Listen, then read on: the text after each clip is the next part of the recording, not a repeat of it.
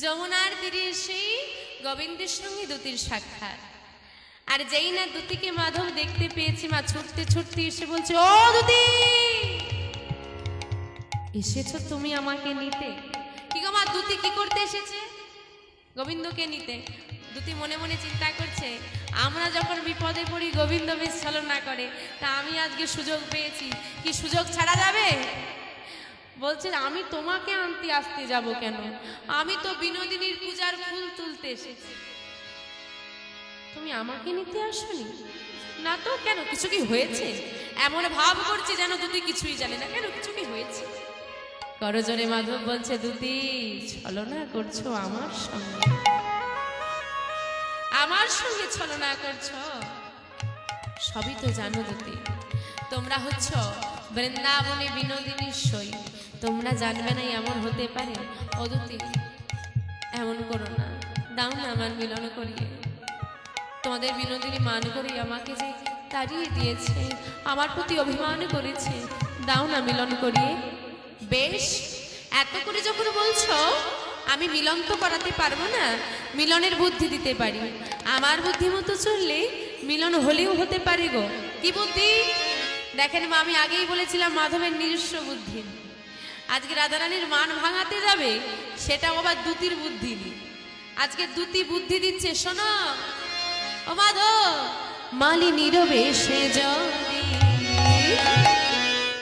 যেতে পারো,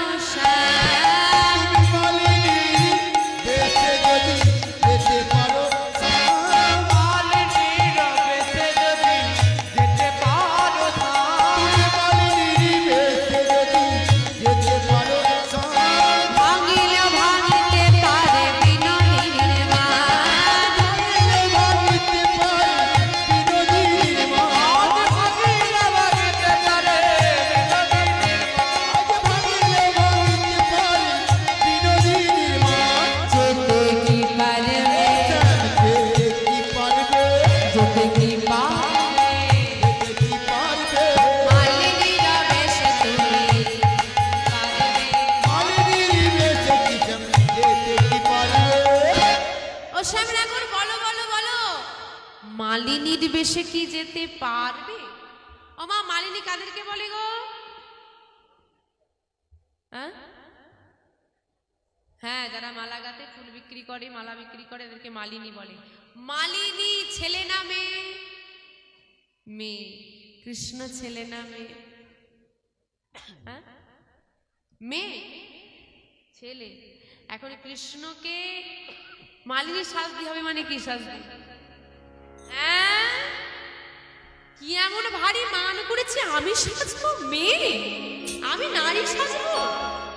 দেখো মাধব, আমরা তোমাকে সাজতে জোর করি না, আমি বলেছি যদি তুমি মিলন করতে চাও তাহলে সেজো, আর না যদি মনে হয় যে না মিলনের প্রয়োজন নেই, তাহলে সাজারও প্রয়োজন নেই। তবে আমি আসি। শোনো মাধবে দাঁড়িয়ে থাকলে তো আমার হবে না, আমি ফুল নিয়ে গেলে বিনোদিনী পূজায় বসবে। শোনো দেখি, শোনো শোনো, আহা, ও দুতি, মান করছো কেন?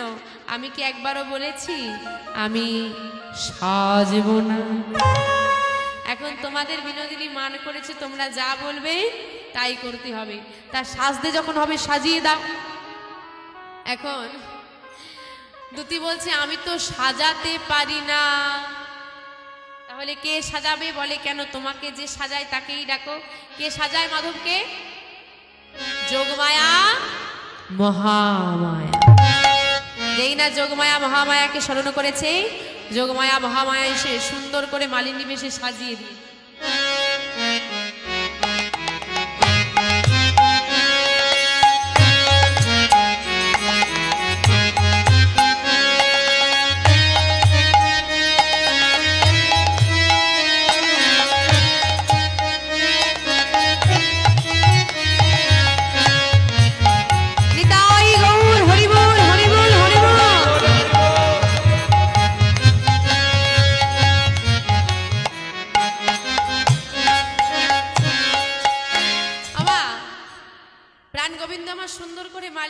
সেজে দুতির কাছে দাঁড়িয়ে বলছে, ও দুতি, কেমন লাগছে গো?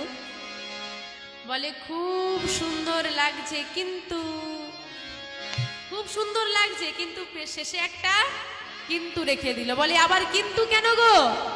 বলে কিন্তু বলবো না, তোমাকে সুন্দর লাগলে কি হবে গো, চেনা যাচ্ছে।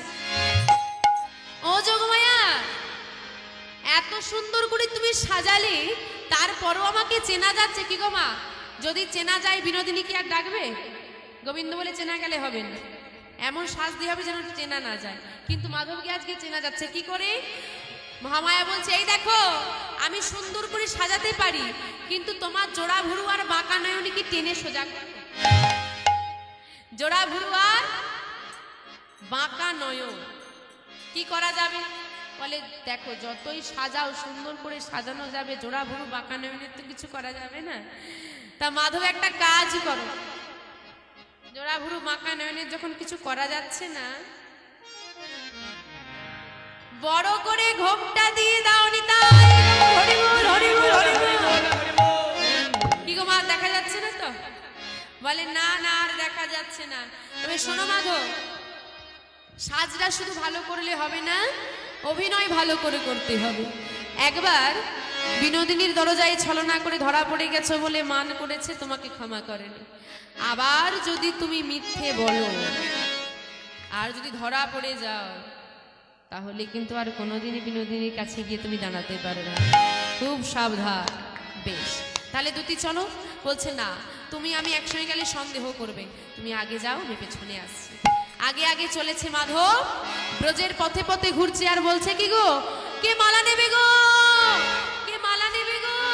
মামা, মাধব মেয়ে সেজেছে, নারী সেজেছে। যিনি একমাত্র পুরুষোত্তম শ্রী ভগবান, তিনি নারীর বেশ ধারণ করেছে, তো তার জন্য একটু উলুধ্বনি হবে না? উলুধ্বনি উলুধ্বনি উলুধ্বনি। ও তোরা কে মালা নিবি গো, ও গো ব্রজবাসিনী, তোরা কে মালা নিবি গো,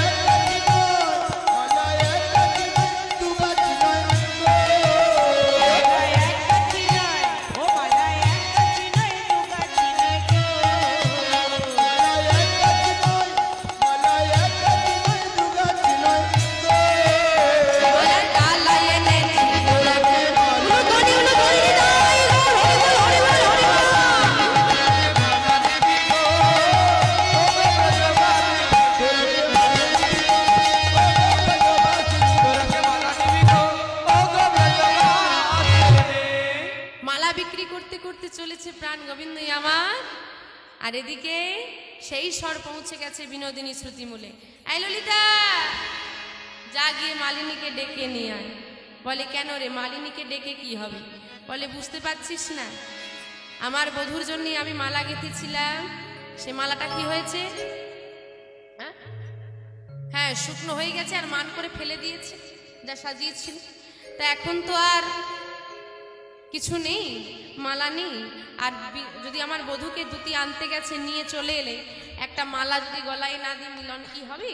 মিলন হবে না, মালা একটা লাগবে। আর এখন তো মালা গাঁথারও সময় নেই, তা একটা কিনেই নিতে হবে। তা মালিনীকে ডেকে নেই, একটা মালা নেই। তাই চিৎকার করে ডাকছে, ও মালিনী, এসো এসো মালিনী গো, আমরা তোমার মালা কিনিব। এসো এসো মালিনী গো, আমরা তোমার মালা কিনিব।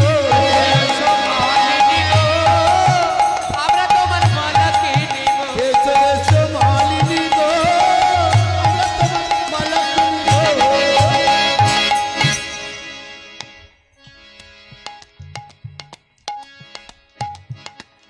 যদি কোনো ভক্ত এখনো আমাদের অন্ন সেবা নেননি, অন্ন সেবা গ্রহণ করেননি, আমরা অনুরোধ করব সেই ভক্তকে আমাদের অন্ন সেবা গ্রহণ করুন, কারণ আমাদের অন্ন সেবা প্রায় অন্তিম পর্যায়ে পৌঁছে গেছে। আবার বলছি, যদি কোনো ভক্ত অন্ন সেবা এখনো গ্রহণ করেননি, অন্ন সেবা গ্রহণ করুন, কারণ অন্ন সেবা আমাদের অন্তিম পর্যায়ে পৌঁছে গেছে। জয় নিতাই, জয় গৌর।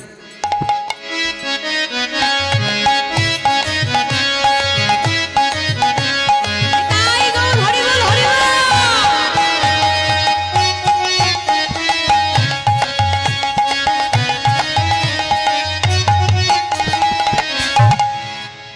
মালিনীকে ডেকে নিয়ে আসা হয়েছে, বসানো হয়েছে বিনোদিনীর পাশে।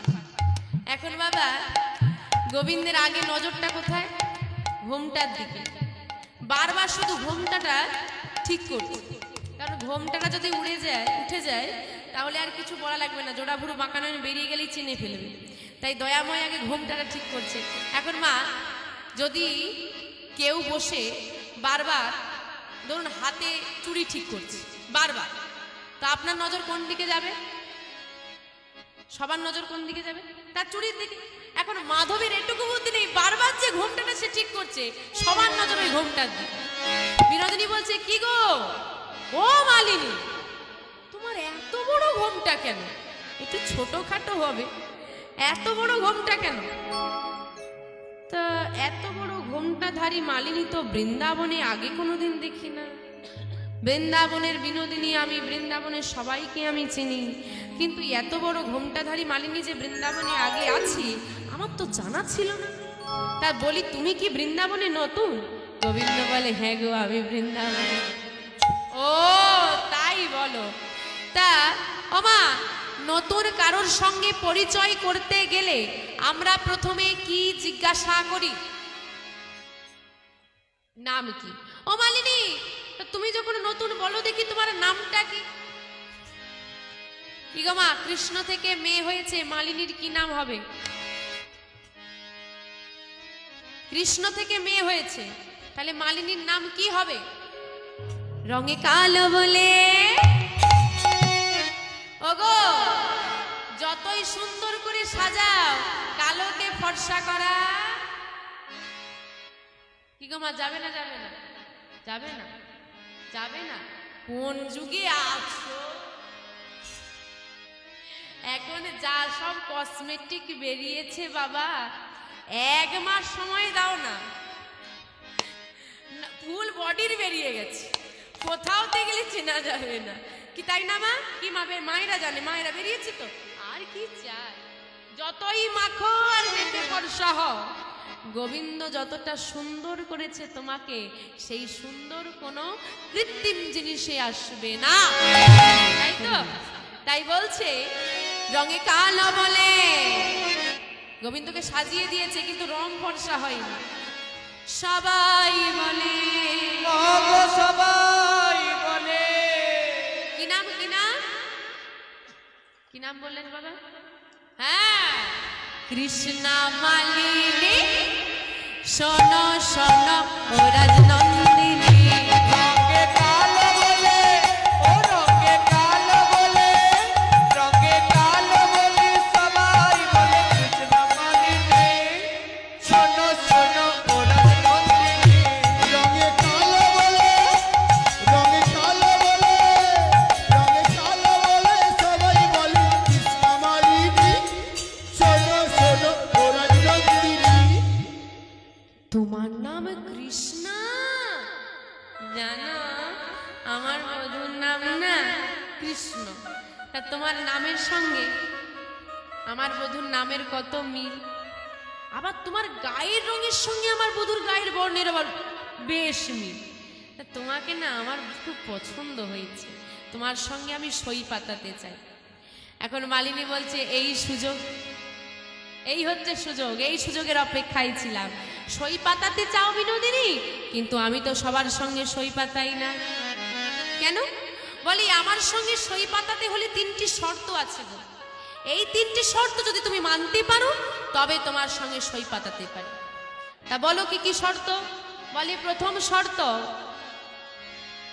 এই যে আমরা সই পাতাবো, সই পাতানো মানে কি মা? বন্ধুত্ব করা।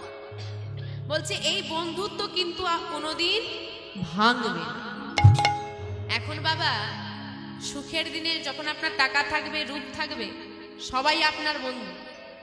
বৃদ্ধ বয়সে যখন টান টান চামড়াটা আলগা হয়ে যাবে, চুলগুলো পেকে যাবে, দৃষ্টিশক্তি ক্ষীণ হয়ে যাবে, শরীরটা অবশ হয়ে যাবে, সেদিন গর্ভজাত সন্তানও পর হয়ে যায়, তো বন্ধু কোথাকার।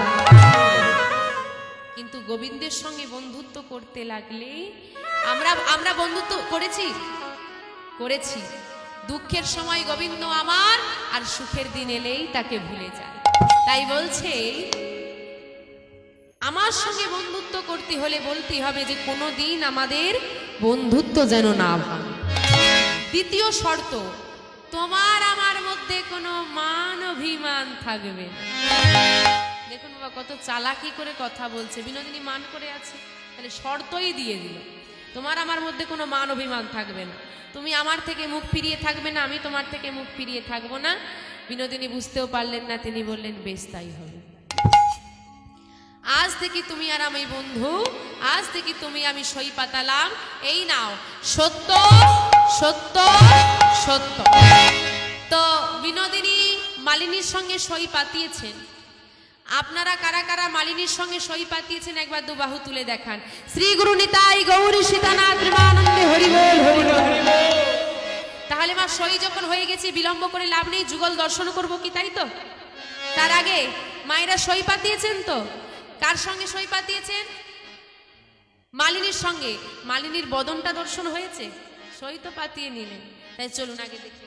ও মালিনী, সই তো হয়ে গেলাম গো, এবার তোমার বদনখানা দর্শন করি, ঘুমটাখানা তোলো। এখন গোবিন্দ মনে মনে চিন্তা করছে, শর্ত দিয়েছি যে মান অভিমান থাকবে না, তার মানে বিনোদিনীর মান ভাঙানো গেছে। কিন্তু এতক্ষণ যে ছলনা করছি, এর জন্য যদি আবার শাস্তি দেয় তখন কি হবে?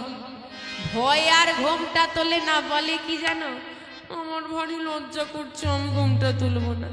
আরে আরে আরে, লজ্জা কিসের, লজ্জা কিসের? তোলো তোলো ঘুমটা কেনা, তোলো তোলো। কিছুতেই গোবিন্দ তুলছে না। গোবিন্দ যখন ঘুমটা তুলছে না, সখীরা বলছে এই ধর দেখি মালিনীকে। সখীরা জোর করে ধরে ঘুমটা খানা তুলে দিয়েছে। যেই না তুলে দিয়েছে, কি হলো মা? আজ জোড়া ভুরো বাঁকা নয়,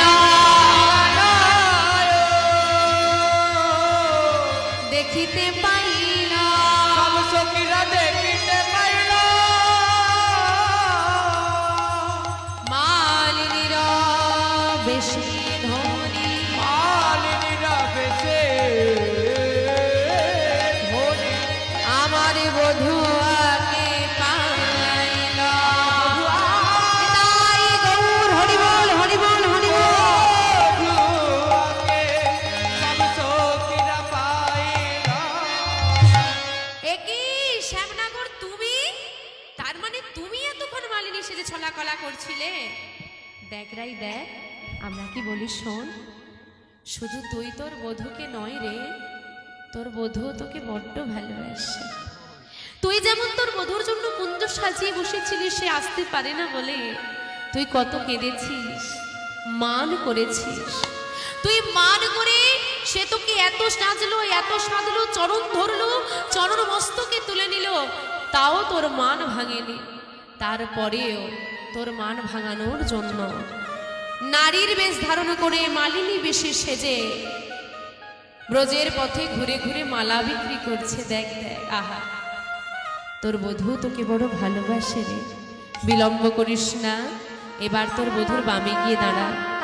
কাল থেকে যুগল চরণ সেবা করব, অপেক্ষা করে আছি, আর বিলম্ব করিস না। আজকে মালিনী বেশে রয়েছে শ্যামনগর, বামে এসে দাঁড়ালেন রাধা রানী। চলুন অষ্টসখীর সঙ্গে আমরাও সবাই মিলে যুগল দর্শন করব। আমারে রাই মিলিল গো শ্যাম